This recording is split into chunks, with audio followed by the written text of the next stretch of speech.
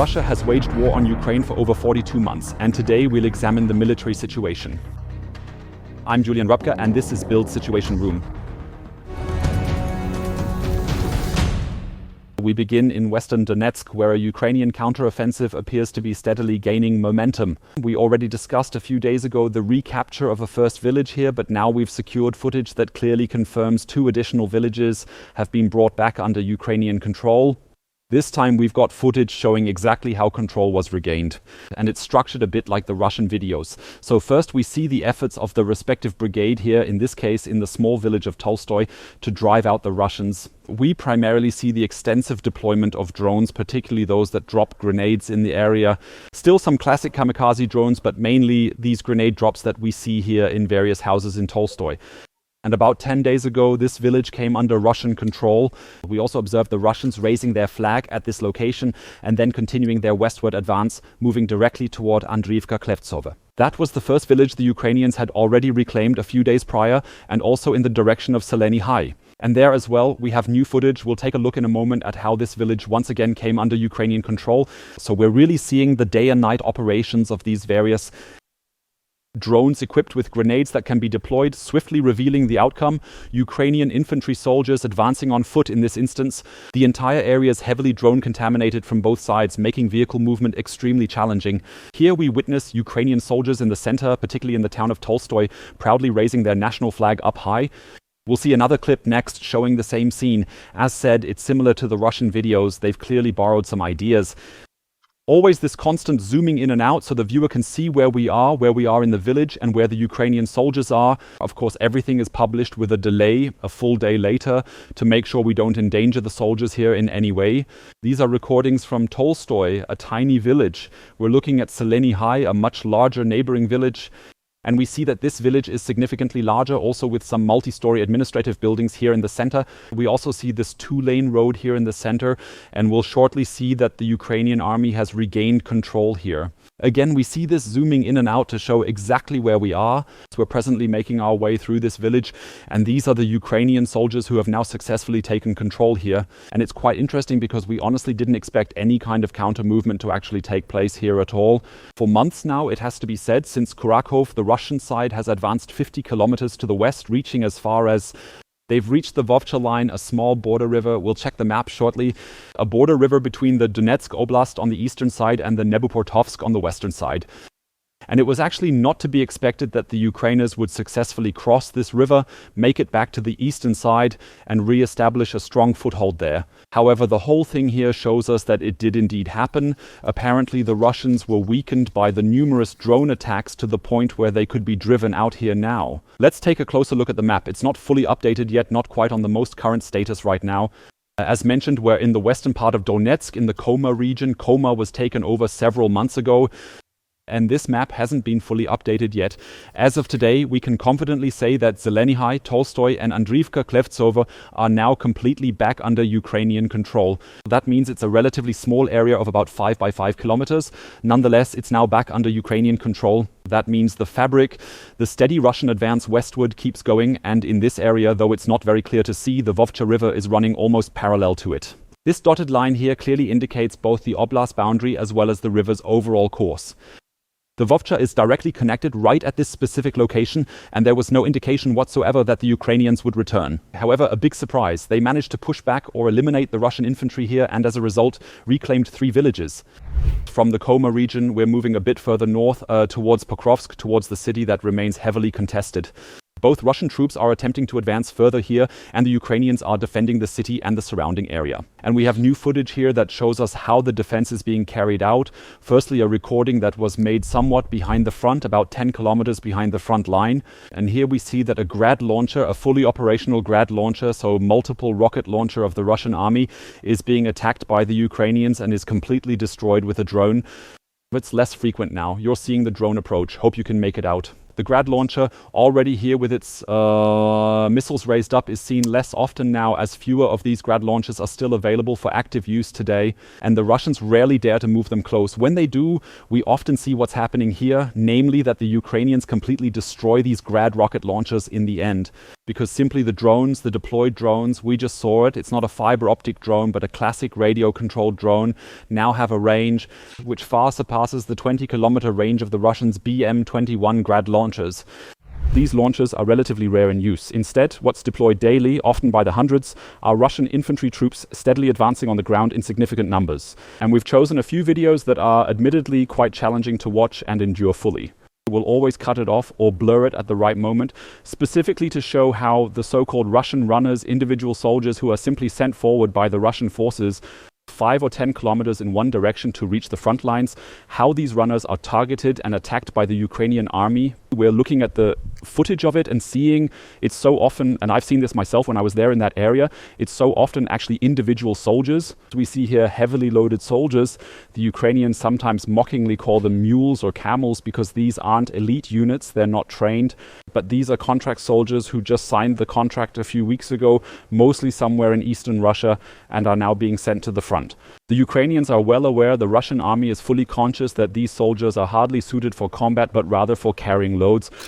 Since they don't have vehicles, since there's no other way to get there, these soldiers are heavily loaded with food, with ammunition for other soldiers who are already at the front and are then sent forward as so-called runners. However, we see that the vast majority of these runners do not reach their destination but are killed beforehand by the Ukrainian army.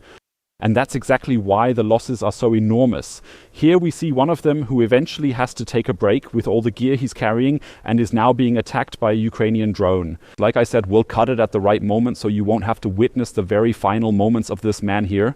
However, this is the situation that repeats itself dozens, sometimes even hundreds of times every single day, and it leads to these massive Russian losses. Here too we see individual Russians who time and again are not mechanized, not in vehicles nor in larger groups, but are really moving from point A to point B on foot. Partly covering kilometers on foot, sometimes also in groups of 2 or 3 and consequently getting attacked, in this case by the Rubish National Guard, who were in fact brought to Pokrovsk a few days ago to disrupt this extensive advance towards the north here.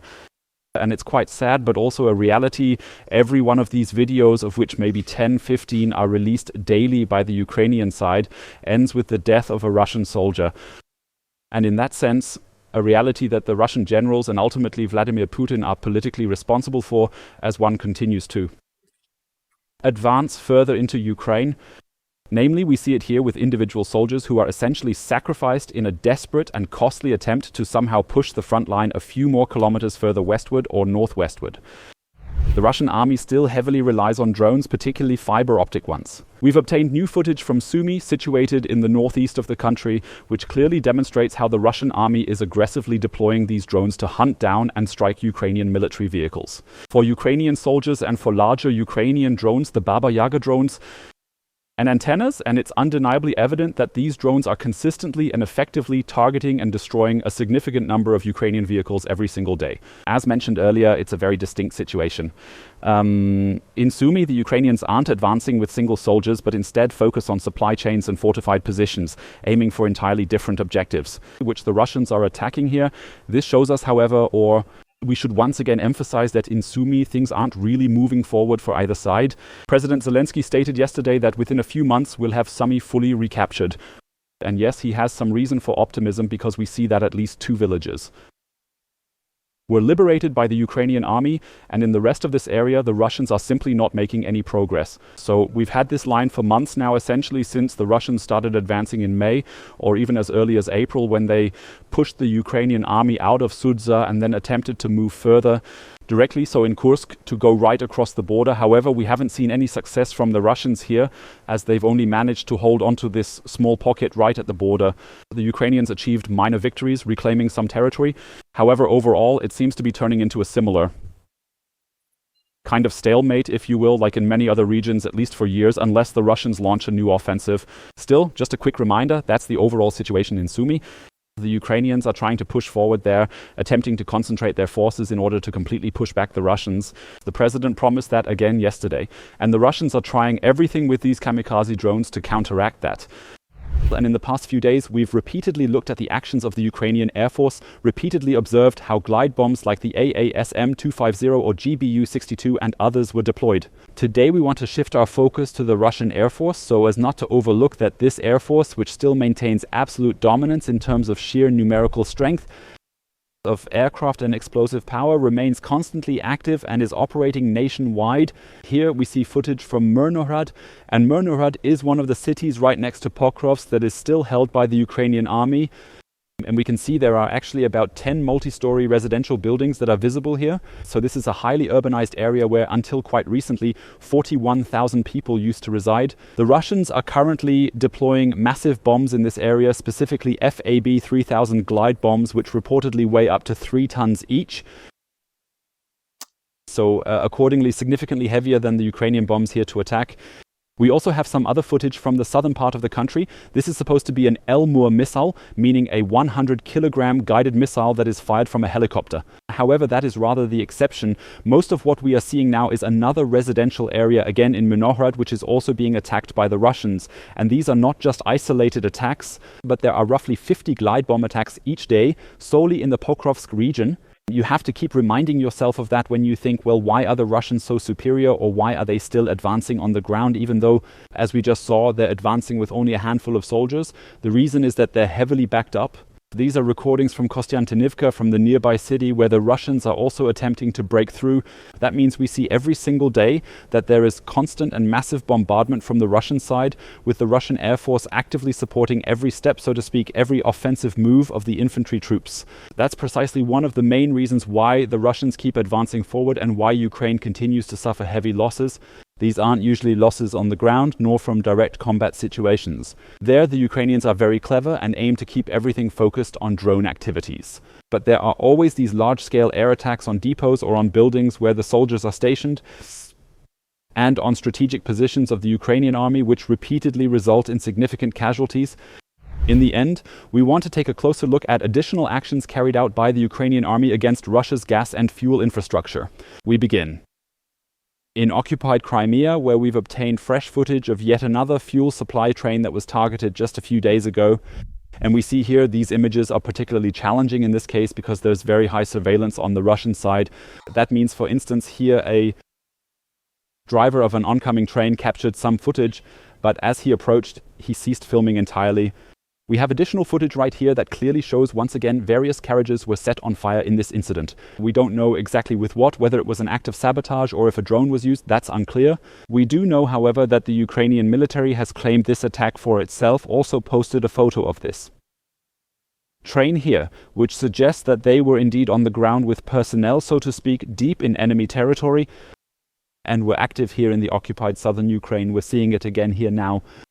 Jankoy, a city in the north of Crimea, and it was likely another train that was heading from the direction of Crimea, passing through Melitopol and then continuing towards Russia. We've already observed in the past few days that another fuel train was attacked in this area near Tokmak, roughly around here. It was ablaze too. Now we see another attack. That means the Ukrainians seem to be actively focused on one hand, of course, targeting these trains, and on the other, also obstructing the rail tracks. Because every single train that derails and explodes there significantly complicates the entire logistics along this rail route from the Rostov region, which is essentially from Russia into Ukraine, creating major disruptions into the regions of Donetsk, Zaporizhzhia, Kherson, and the annexed Crimea as well. And we want to take a look at another attack by the Ukrainian army on Russian gas infrastructure, specifically near the city of Unetscha in the Bryansk region north of Ukraine. Here, the Ukrainian army, or more precisely its drone units, carried out a strike yesterday for the second time within 48 hours. The Druzhba pipeline, or more specifically the pump station, the critically important pump station located near Unetscha, was attacked. Right now we're initially seeing the regular footage. However, we're also getting the thermal view even during the nighttime. And we see, hope you spot it, that's the exact difference. It's just a cut from normal view to thermal view. Here we see it.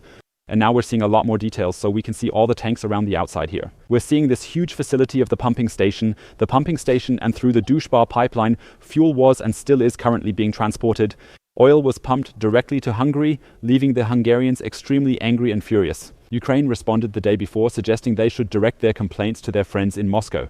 One is responsible oneself if one continues to get gas from here, even though Russia is carrying out this major aggression against Europe and also against Hungary's neighboring country, Ukraine.